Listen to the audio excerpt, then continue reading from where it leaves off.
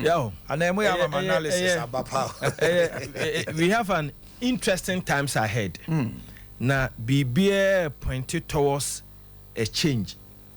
Now, come make analysis. We now me slide ne jump me between 92 to 97. No, all the by-election to NDC winning 5. And you about 206 to 201. You two by-elections. A pie 1-1. You Kotoba ko Ablikuma Central. And the Kwame Nabates. A bar parliament. And you Toba ko Lambusi. Lambusi. Now NDC need the look co. And so NDC so then area name. A pie time and near beko general election for the second term. No. Eventually, now runs an president. Opposition came to power. Fast forward, former President Kufuor's first term, all the 7 by-elections here, including 2 our free NDC honum. Oko the second term no, yaw and also the CNI, yet to 6, yet to Aswase Jibri, to banana, uya mutakaye den, ebaye. Yet to Baku Odo and some to Kwesi Hopa 205. And on there somewhere ni ayi Mankata and the free Muna Jonathan ni Taki Kome by NDC retaining and a prof Ayosani Obakai. Ofrimu Tamale Central and how no nanya the enfim across the carpets now. NDC Konusa Fuseni Ebeji. Kwabena Safo of MPP offensive South on also retaining the man MPP Erica Martin, very surprised one. Erica Martin now bien himself Erica Martin CT there can DC bit me that's why Amasa MPP 5 then Akwasia free fa. So what it tells you is going to 2008 no by election by SOMPA. Yes. It's the order and say anytime I ever call by election I was second term I be pie no by yenhwe yenim ebia there will be another by election. Okay. Now there can be 2 more. Now you heard the message. But based on your analysis there say pie bia opposition comes to power. Yeah, I mean interesting times ahead. IMF Mahama kwa IMF 2015 yenyan April into nyamsunya almost 1.5 years then the following year kotoaba okoi again 2 or 3 and so aka 18 months ame say be kwa koto another ba yasa ko IMF 2023 yes 2023 ya ko current IMF 2023 ye May ba kuno ono no ko no April 2015 Mahama kon April 2015 or they call IMF and me and save no. Now ya call IMF in 2023 May could this save MPP? Yeah, that interesting aspect. Unim say Ghana's election NDC at every material moment or 44.7 edaho. Yes. Yeah, to above.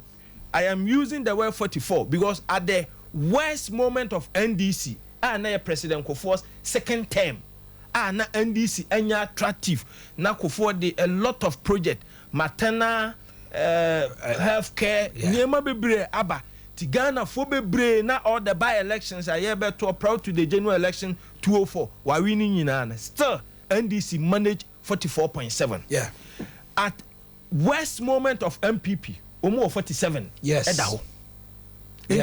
In terms of Abana, it is easy for MPP to win election. To jump the Rubicon. Done. Until you send this winning elections, sir. Now we put 51. Another trend going forward. Your mama in 2016 say 44. 44. Into a worst moment. Anytime I Ghana for the 12 tier NDC, Obunya 44.7. 44. They don't go to 45. Yes. And the way say 2020. Ghanaians were surprised John Mama had 47.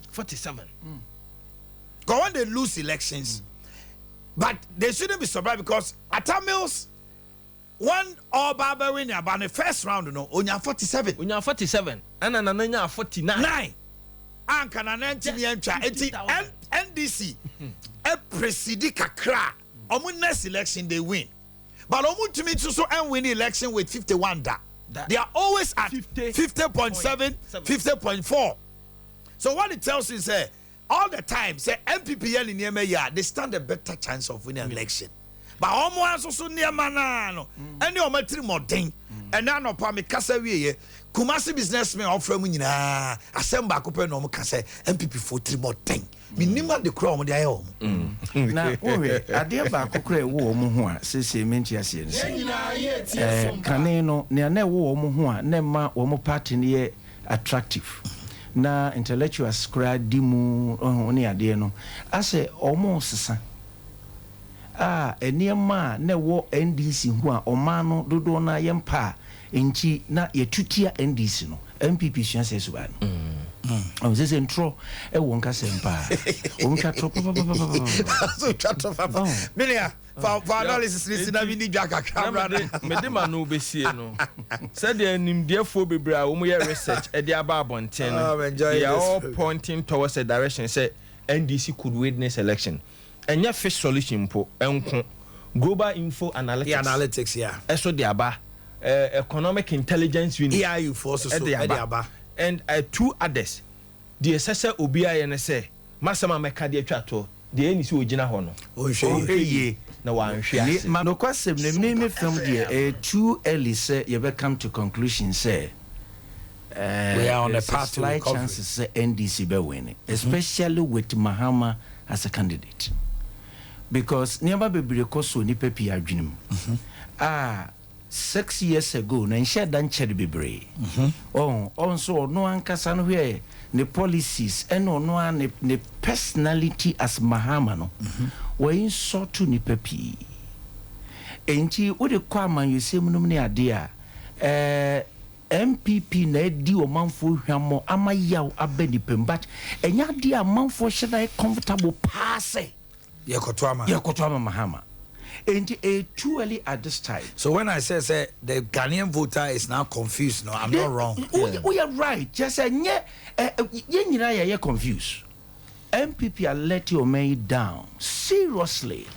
And we don't make say the only thing a bit my boy say omo kasa omo hwe omo kasa yi.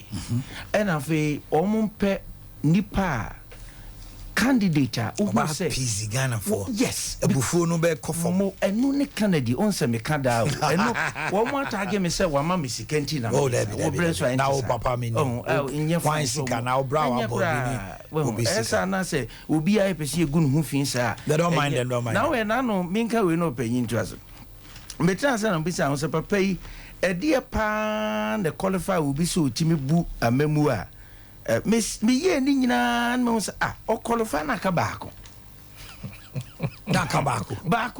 baako no ne de na baako no so da ode ne form ko e na onya kan ho Sakula open it to wasem just was say we qualify say all so actually three ho was Sakula na Sakula for isu na Ghana for some moment dey o ma su bi no hey that be say ni aba no say wo ti adwabu we o hin popro Sakula open isu Sakula let me say you are three wo no e Sakula e dey for Sakula Obri usu sao. Yes, na one one. Wa qualify with the Sakura. Let's say they do the I don't know if you say but wanyaka ho dia candidate. Obri ma me mountain. Are we on a path to recovery? Do you see? Quick one. Sakula ewo mabusuam. Se minua Isaiah we former assemblyman with Trimu hwemi. We about say and then obesere pa ye kwa yi ase ne ye kwachia. Was mo e mantie na eba no ye na na ne fa ja kwa abo ne na ye nyina ye ti no bozi no obi ade Sakura mbra fodwe na Isaiah jo me chemu so